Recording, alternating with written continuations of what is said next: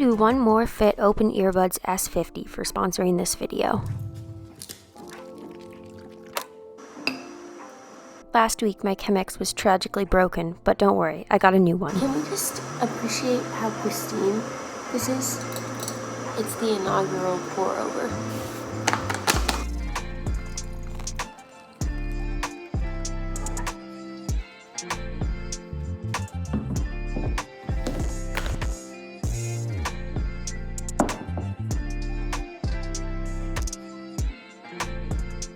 So, I have a workout today.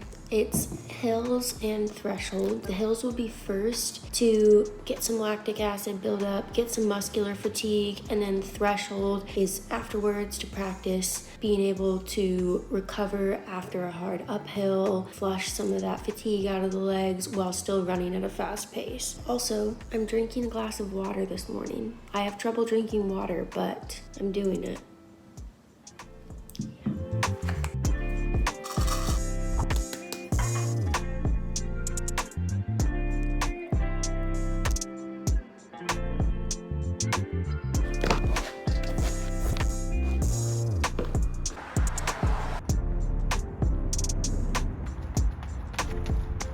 Just doing a couple strides and then I'm gonna start the workout. The hills are the main part of the workout, even though it's short, like that's the main stimulus. So I'm gonna try to get some good output on these and then just cruise the tempo.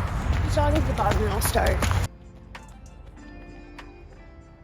My next competition is the Golden Trail Series World Final, and it's actually a 2-race competition, so I'll be competing on both Thursday, October 19th and Saturday, October 21st. And I'm super excited for this, but the training leading up to it hasn't exactly been smooth. After my last workout video that I posted, my hip started to hurt and I had to take about a week to just do my workouts on the elliptical and the bike and do some easy running, but no intensity in there. And it was really frustrating and I was just feeling super down about it because I feel like I can't catch a break as far as just getting like small injuries and niggles here and there and just never having consistent training. And it's super frustrating. But honestly, the last few days, my hip has started to feel better. And I realized that if I'm just smart with things and listen to my body, that hopefully I can avoid huge injuries. And even though my training might not be perfect, it can still be really good. And that's one of the huge keys to running, in my opinion, is being able to accept that your training isn't going to be perfect, that things will probably not go exactly to plan.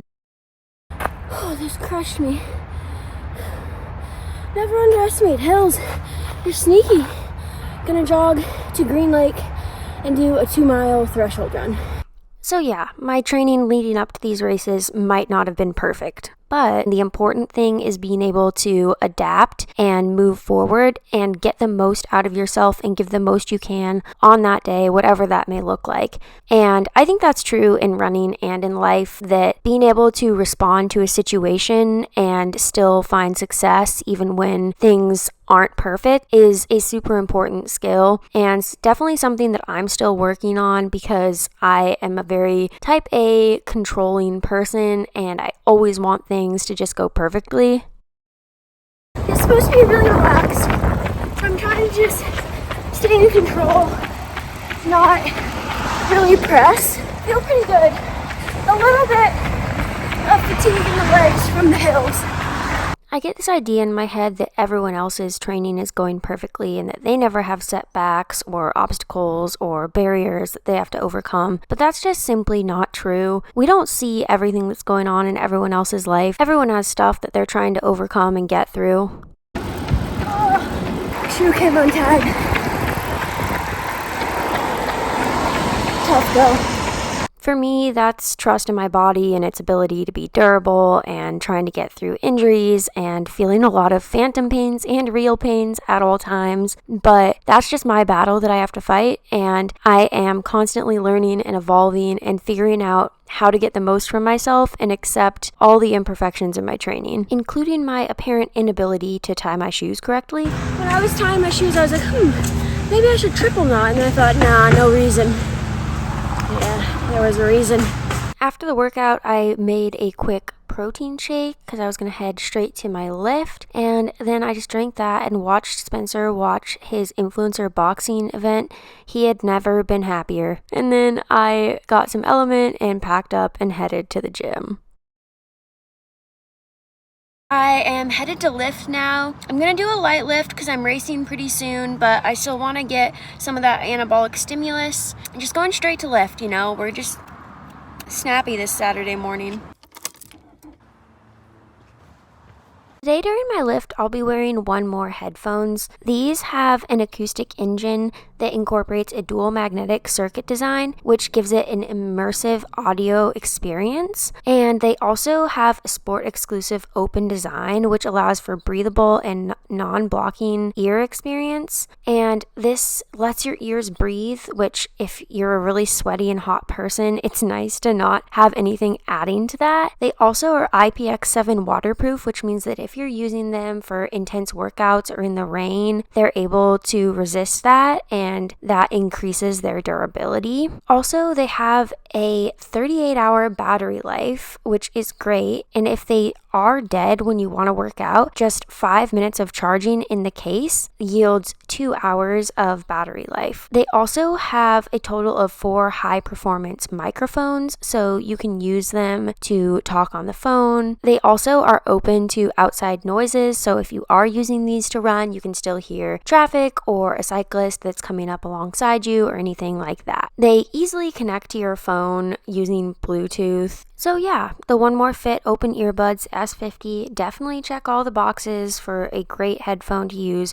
for all types of working out and general lifetime activities. So if you would like to try them, go to the link in my description to get 20% off. And let's talk about this lift a bit. So I just did 2 sets of every exercise instead of 3, and also tried to do some more explosive things like thrusters and kettlebell swings, just getting ready for the race, and it was a really solid one, but I was definitely feeling it by the end. Lift is complete and it felt good.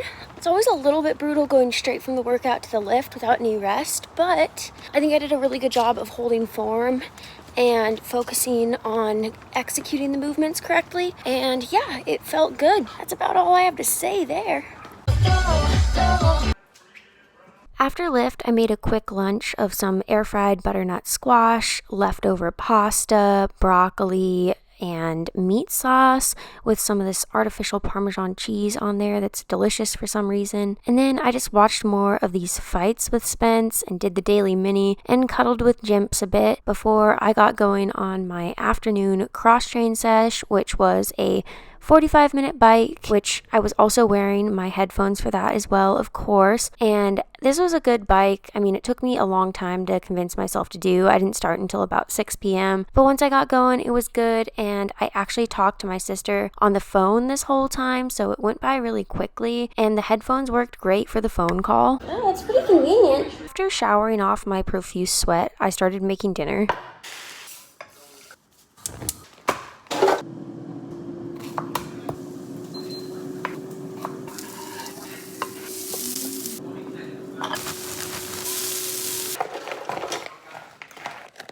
Tonight we had Mandarin chicken with stir fry and rice, and it was delicious. Shout out to Trader Joe's, they're amazing. And after that, I just cuddled on the couch with Georgie while I watched Suits, ate some ice cream, and that's all for now, folks.